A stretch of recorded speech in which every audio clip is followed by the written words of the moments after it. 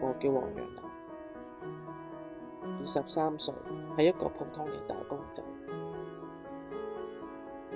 收入唔多，都夠自己使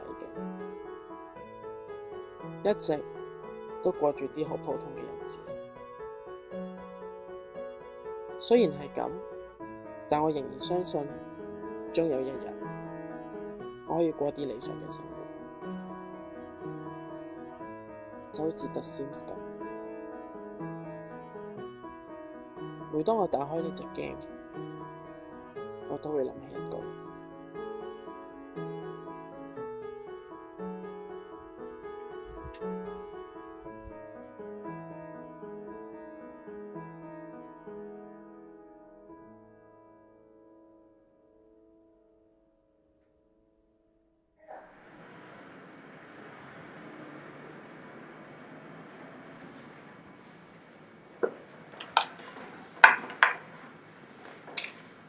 咦，你㗎？濫藥喎，濫藥王，最搞笑嘅。Hello，我叫莫思敏啊。你好。係喎，我聽隔離班講咧，仲有隻 game 好 hit 㗎，好似叫咩話 The Sims？ 係啊，原來都有聽過啊。The Sims 可以創建自己心目中嘅理想世界，裏邊有咩人，有咩生活都由自己決定㗎，好似好好玩咁啊！你講多啲嘢啦，唔使怕醜喎，我又唔會食咗你嘅。我對隻遊戲都有啲興趣。咁不如我哋講下大家心目中嘅理想世界啊！我冇咩諗法。呢個我呢，就係我同阿敏第一日相識嘅過程。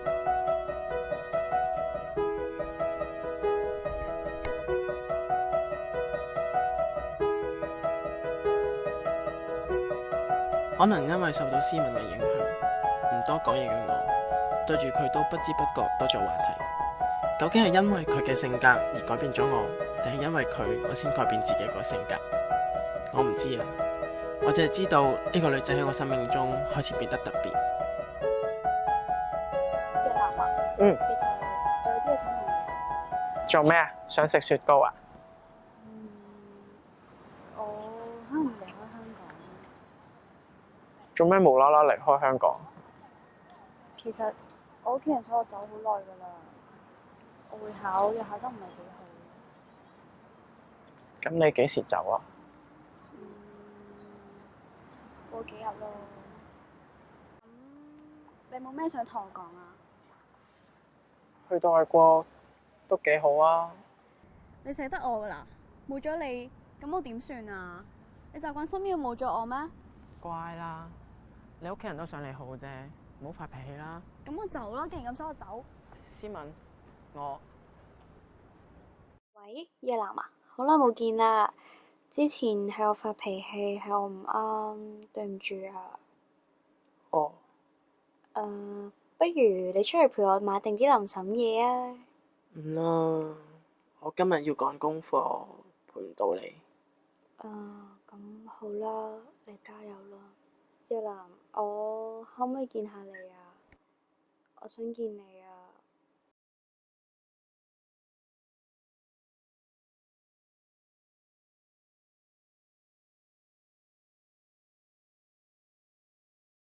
The Sims 可以創建自己心目中嘅理想世界，裏面有咩人，有咩生活都係自己決定㗎。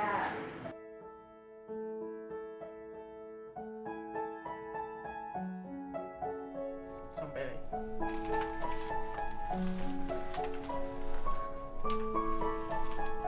嫁俾我。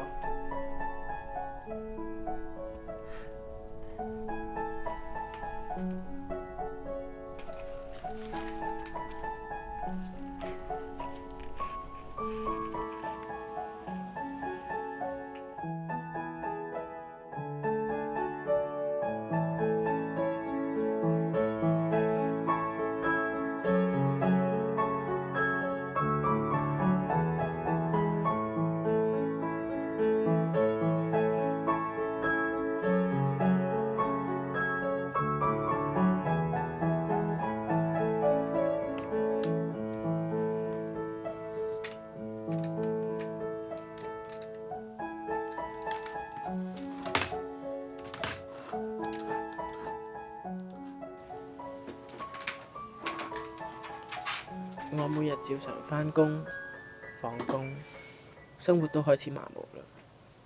當我不經意嘅時候，有個女仔默默咁入咗我嘅世界入面。佢叫司徒嘉韻，係一個內向怕醜嘅女仔。佢個樣，佢俾我嘅感覺就好似斯文。我喺嘉韻嘅身上揾到佢嘅影子。識佢耐咗，佢令我諗起14年前嘅我，從前冇自信、默默付出嘅自己。佢成為咗我人生中第二個鍾意嘅女仔。我意識到，我亦冇當過佢係斯文，佢唔係。我鍾意嘅係我隔離嘅司徒嘉韻，而唔係已經離開咗嘅莫斯文。